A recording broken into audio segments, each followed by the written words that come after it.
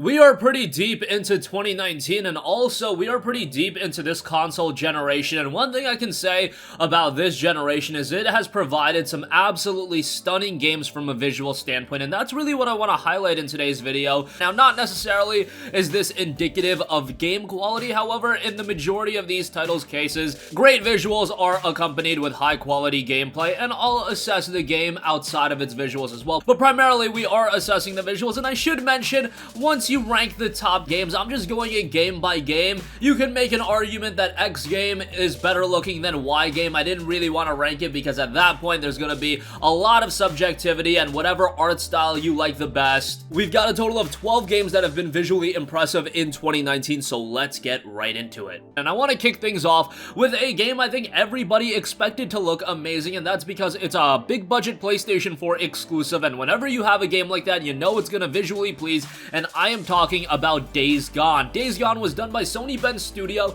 and what you can say about Bend Studio is even though this was their first PlayStation 4 game, they are not unfamiliar with pushing the technical boundaries of a platform. I point to Uncharted Golden Abyss on the PlayStation Vita. That is arguably the best looking Vita game that was ever released, probably just behind Killzone Mercenary. I would say Killzone Mercenary is a better game, but again, we can get into that debate a different day. Days Gone itself is visually fantastic. It's also got this massive open world, so when you can get these incredible visuals in a massive open world, I do have to give you a little bit more credit because as the world gets bigger and bigger, usually you expect the visuals to get diluted a little bit, but Days Gone looks incredible the whole way through. From detail, facial animation, all that good stuff, the game looks tremendous, so that definitely deserves a spot on this list. Alright, next up, also another PlayStation 4 exclusive, although this not a first-party exclusive. Judgment was a game that really visually pleased. Now, of course, this is a game done by the guys that also brought to you Yakuza, and the thing about Yakuza is that they were never visually staggering, especially if you're a Western gamer, because we always got the Yakuza games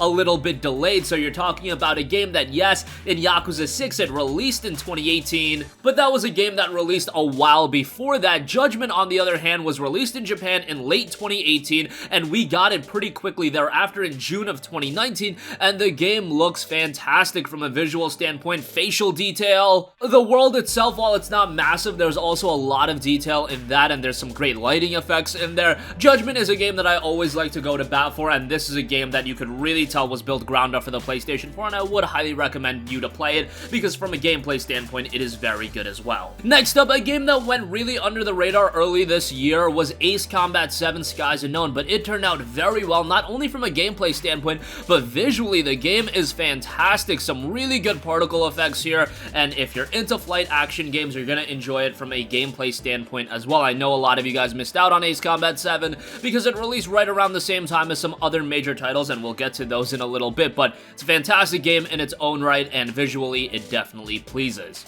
Alright, next up, here's a game that is a part of a franchise that has always been known for its visual brilliance, and that is Metro Exodus. Metro 2033 and Metro Last Light were marvelous looking games. Now, the issue with those two titles is that Metro 2033 never even saw a release on the PlayStation 3. It did see a release on the Xbox 360, but 2033 and Last Light were definitely limited on last generation platforms. On PC, those games looked incredible. If you could max those games out, they really brought high-end PCs at the time to its knees, and visually, they were incredible. They also looked a lot better in the form of the Metro 2033 and Last Light Redo collection, where they were visually upgraded for the PS4, but Metro Exodus is a whole different monster altogether. It's a game that's built round up for the current generation platforms, and wow, does it look amazing. Some incredible lighting effects here, particle effects are top-notch, and yes, Exodus definitely does see its limitations on current-gen platforms as well. There's some handcuffs here, however, 4A Games have done a terrific job in getting the game to look as good as possible on current generation platforms, while on PC, the shackles really do come off. However, on PlayStation 4,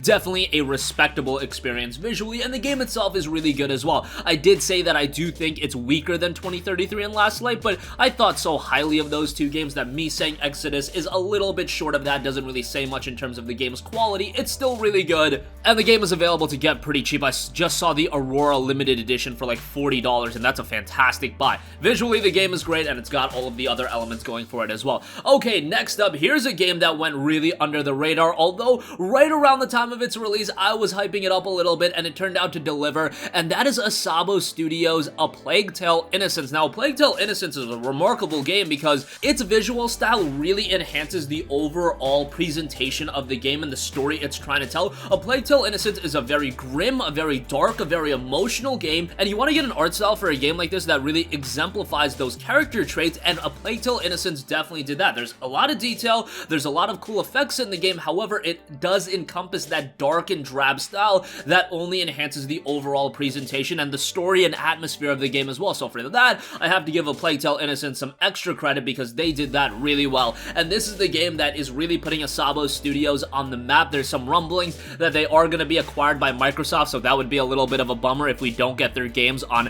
PlayStation anymore. But in the case of A Plague Tale: Innocence, they did a fantastic job with the visual presentation of the game, and the game itself is fantastic as well. If you want a quality story-driven game that, yes, is a little bit light on some of the gameplay aspects, but the story is so well done and all of those elements they really nail, so I would highly recommend that title. Next up, here's a game that I wasn't all too hot on, however, visually you definitely have to give it its credit, and that is Rage 2. Rage 2 was a game that definitely has some elements that are really good. The first-person shooting is awesome, the open world is pretty good, however, from a story standpoint, Rage 2 is an absolute train wreck, and I really just want to forget all about the story, not really engaging at all in that regard. However, there are some quality elements in Rage 2, and now that it's available for pretty cheap, I would say it's a game that's worth a buy, and I would also say that the visuals in this game are phenomenal. Now, this is an id Software title, also helped worked on by Avalanche Studios, and them coming together offered a fantastic visual experience. The game also ran really well on the PlayStation 4, so I give them a lot of credit on that. The game itself is what it is. I wasn't so hot on it, but there's definitely some quality elements to the title as well.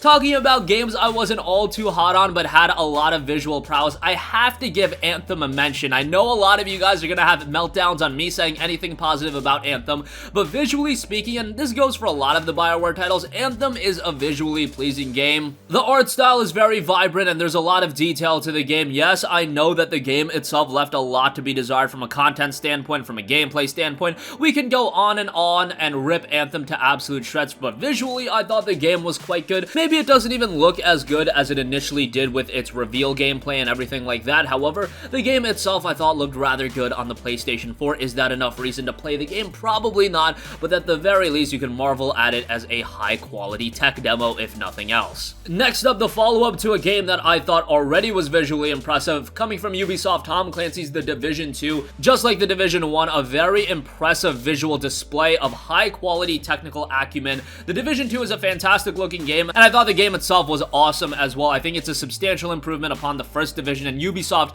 has done a great job in keeping the game updated, and we know that they're going to remain committed to the game for a very long time. So if you pick up The Division 2, not only are you going to see some phenomenal visuals, but you're also going to get a game with a lot of longevity attached to it, and that's pretty good. So for that reason, The Division 2 definitely earns a mention. Next up, as far as fighting games go, there are not many fighting games that look as good as Mortal Kombat 11. The game is visceral, the game is gruesome, the game has a ton of detail. What more can I say about Mortal Kombat 11? And it really has that art style that brings the game to life. If you're a fan of Mortal Kombat back in the day, you're gonna love Mortal Kombat 11 here. Yes, there was some controversy initially with all of the microtransactions and some of the grindy elements of the game, but all in all, I do think Mortal Kombat 11 turned out to be a fantastic fighting game, and visually, you really can't say anything bad about it on that end. Next up, for those of you that love Japanese RPGs, Kingdom Hearts 3 was without a doubt the biggest budget JRPG released this year thus far, and visually, it looked awesome. I mean, we could really tell that from the get-go. Right when Kingdom Hearts 3 was revealed, you could tell, okay, this is gonna be a visually impressive game,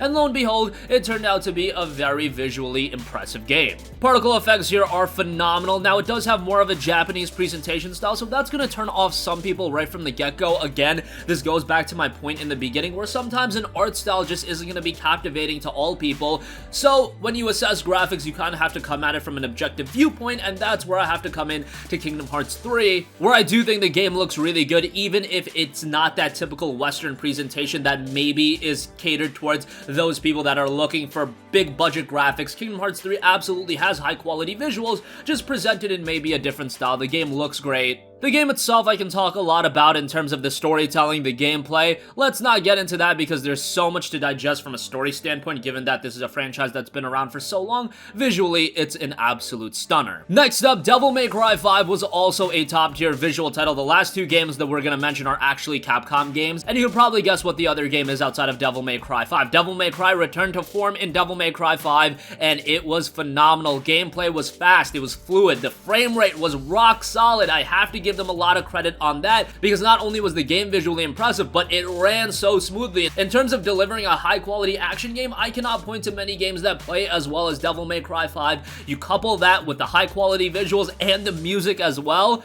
you are in for a presentation experience that is some of the best an action game has ever gone. Devil May Cry 5 is phenomenal, and obviously I give that a strong recommendation. For a long while, I was saying that that was my favorite game of 2019 thus far. I don't know if that really still holds, but it is a phenomenal game. And lastly, as I mentioned, Capcom rounding out this list, Resident Evil 2 also deserves a mention. Resident Evil 2 was a phenomenal looking game, and it released very early on in this year. Kingdom Hearts 3, Ace Combat 7, and Resident Evil 2 released within like a week from one another, so that was a pretty big week in terms of delivering high quality visuals and high quality games and all. Now, Resident Evil 2, of course, was a remake of Resident Evil 2 that was on the PlayStation 1, but man, they made this game look absolutely gruesome, absolutely visceral in some areas. Some parts looked a little bit too nasty, but that's kind of what you want out of Resident Evil 2. This game was gruesome back in the day, and to see it run on the PlayStation 4, it looks better than ever, and Capcom is really delivering some high quality visuals. When you look at DMC5, Resident Evil 2, and then you can point to other games like Monster Hunter World Iceborne, they are doing a terrific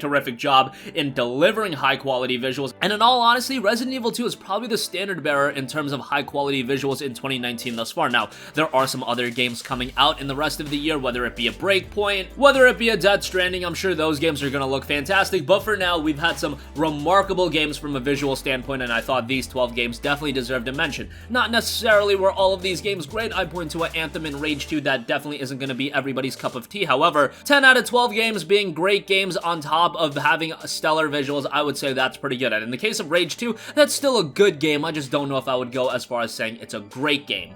That's gonna conclude this video. Let us know your thoughts. Are there some games you would have liked to see mentioned? I tried to really mention games that excelled in technical acumen. There are a couple of titles, like I can point to a Fell Seal Arbiter's Mark, a game that a lot of you guys probably don't know about, but the visual presentation in that game is really good, but in terms of technical acumen, it's really not top tier. So I avoided mentioning games like that. However, let us know your thoughts in the comments section down below. Thank you for watching, and goodbye.